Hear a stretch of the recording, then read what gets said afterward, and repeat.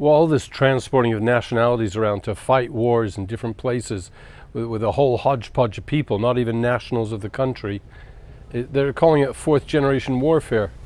But it's been, I mean, there's no real nationals of America, of Australia, of New Zealand. They're all migrants from somewhere else anyway. Ethnicities matter. I mean, it's not politically correct to talk about them, I know. But we're all race conscious. We have a consciousness about races. Meet somebody, they're different, and you, in the back of your mind, oh, ethnically different. Now, you might be totally politically correct and not have that awareness or consciousness, but well, I'm sorry, more loss to you. There's nothing wrong with it. It's not discriminatory. There's nothing wrong in being aware and conscious of people's ethnicities. It doesn't even mean about superiority or anything. But anyway, onto the war front. They're mixing all the different people to fight in Yemen and Afghanistan and Syria, and this is the norm. But if you went onto an aircraft carrier of the United States for decades and decades, you'd just see people of all different ethnicities and nationalities, unless, of course, they're just given some American citizenship gratis. But when the Americans are involved in bombing somewhere, Libya or God knows where, don't imagine they're all American pilots. Not at all. They're a bunch of gangsters. We can expect Israelis amongst them, but all sorts.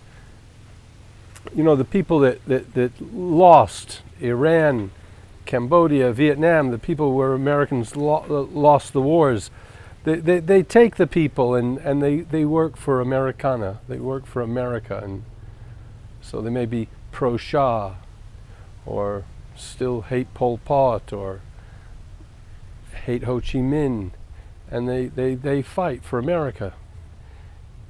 So fourth generation warfare isn't that new, if that's what it's all about. We can now expect, with the same logic, we can expect Hezbollah to start training pilots to fly advanced MiGs and Sukhois.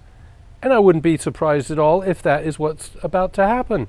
In the past, in Palestine, the Jews and Palestinians got along. The Jews and Arabs got along throughout the history, lived in Arab countries, didn't have problems amongst each other. Mossad's been caught out a few times planting bombs so the Jews would migrate to Israel. So anyway, the sectarianism is a recent phenomena. It didn't exist before. Shia and Sunni got along in Iraq. Shia and Sunni got along everywhere else. The Copts got along in Egypt. But now everything is divided. This is, and we can't really put our finger on who to blame, why it's like this, but there's some gang, cabal, organizing the planet and encouraging these things. And to be fair, they created Israel.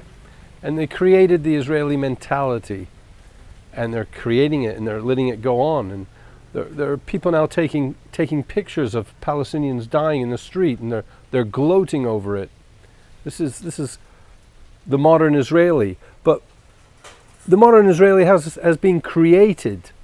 It doesn't absolve them, but we should realize how impressionable we all are, regardless of where we come from, what we think. The thoughts, the emotions have been put into us.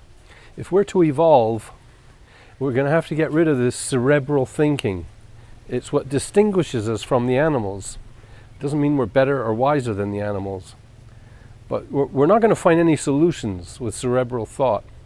If we can regain our sentience, our ability to feel and sense others, then we can all live together, It's interesting, there's clairvoyance. It's sort of like some people can see into the future or see things beyond time and space. But there's also clairsentience, and it's just knowing. It's just, we've all got the sixth sense. Animals know when a tsunami's coming. Humans don't. Humans go to the beach. Animals have got a sentience about them. We need to adopt that. Don't know if you've ever had a dog, and not everyone's a dog lover, I know, but their loyalty is just outrageous. And I'm sorry, it shouldn't be something that's necessarily good by nature, but to see a dog's awareness and knowledge, and it can smell and do things that humans can't. I'm sorry, just a digression. So the headlines in the British press say Cameron's going to abandon vote to start bombing Syria. And it could be because they're afraid of a conflict with the Russians, or he's afraid he can't get enough votes to make it succeed. But it's too little too late, but it's very welcome. England's just on the wrong side of history now. It's just sold its soul completely in every direction. I guess it's karmic. You know, it used to send ships off to India and elsewhere. It would take them 6 months to arrive, and they'd get off the boat, the ship, with their guns and start shooting the natives.